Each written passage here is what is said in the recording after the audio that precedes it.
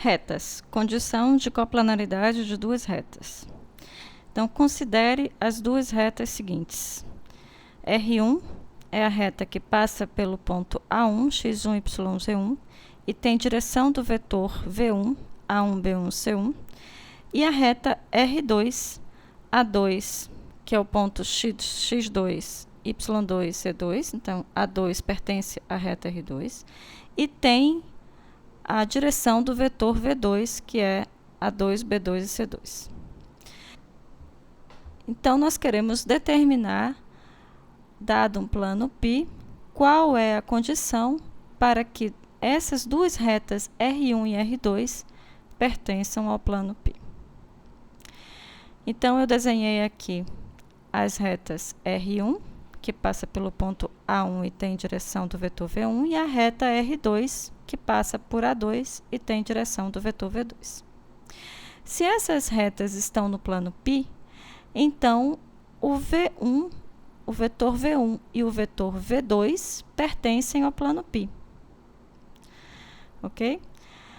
E se essas retas estão no plano π, o vetor A1, A2, ou seja, que tem ponto inicial em A1 e ponto final em A2, também tem que pertencer ao plano π. Tá? Então, para que isso aconteça, né, nós temos que ter V1, V2, os dois vetores no plano π, e, além disso, o vetor A1, A2 no plano π. Então, vou escrever aqui para resumir. Então, R1 e R2 são coplanares, ou seja, estão no mesmo plano π, são coplanares, se os vetores V1, V2 e A1, A2 forem coplanares. Bom, qual é a condição para que três vetores sejam coplanares? Isto é, se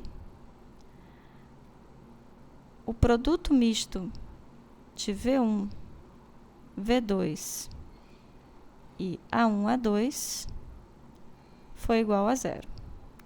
Então, essa é a condição para que os três vetores sejam coplanares. Então, resumindo, se eu tenho que R1 e R2 são coplanares, ou seja, pertencem ao plano π, então o que forçosamente vai acontecer? V1 tem que pertencer ao plano π, V2 tem que pertencer ao plano π, e como as duas retas estão no plano π, o A1 está no plano π, o A2 está no plano π, e, portanto, o vetor que une A1 e A2 também tem que pertencer ao plano π. Então, aí teríamos três vetores coplanares, porque estão no mesmo plano π. E esses três vetores são coplanares quando o produto misto deles for igual a zero.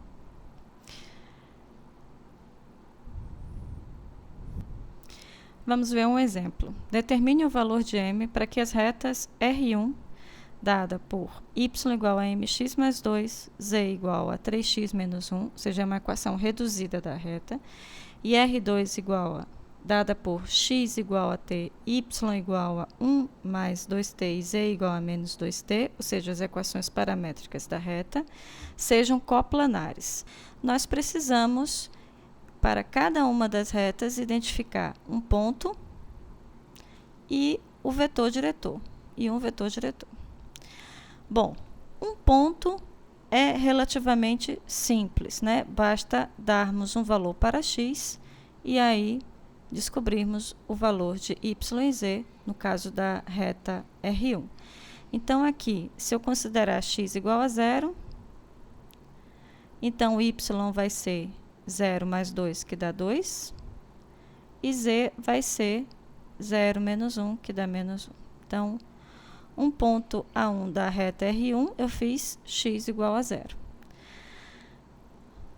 O vetor V1, né, nós já vimos anteriormente que se nós atribuirmos o valor de x igual a 1, então a segunda coordenada do vetor diretor vai ser o coeficiente de x na equação de y, e a terceira coordenada vai ser o coeficiente de x na equação de z, portanto, 3. E agora, o mesmo para a reta R2. Bom, no caso da reta R2, nós temos as equações paramétricas. É relativamente simples obtermos um ponto e o vetor diretor. Lembrando que as equações paramétricas, a forma geral é x, vou escrever 2 mais A2t. No caso aqui é reta R2, por isso eu estou escrevendo tudo com índice 2. Y igual a y2 mais b2t e z igual a z2 mais c2t. Então, um ponto automático para esta reta é o ponto x2, y2 e a2. Então, olhando para esta equação, né, a parcela que não tem t aqui no x é zero, portanto, o a2 é zero. O y é 1 e o z é 0. Então, automaticamente, nós temos o ponto A2, 0, 1, 0. E o vetor diretor V2 é o vetor, vamos pegar agora os coeficientes de t, portanto, 1, 2 e menos 2. Ok, então nós sabemos que para que essas retas sejam coplanares, para R1 e R2 serem coplanares, precisamos ter o produto misto de V1, V2, A1 e A2 igual a zero. Então, vamos calcular esse produto misto.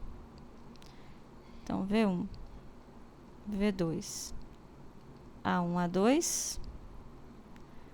Ora, V1 é 1m3, V2 é 1, 2, menos 2, e A1 e A2 é o vetor 0, é A2 menos A1, portanto, é 0 menos 0, que é 0. 1 menos 2 é menos 1, e 0 menos menos 1, que é 1. Então, resolvendo esse determinante, e a gente quer que isso seja zero para as retas serem coplanares. Então, isso implica que m vai ser menos 3. Então, com m igual a menos 3, as retas R1 e R2 são coplanares.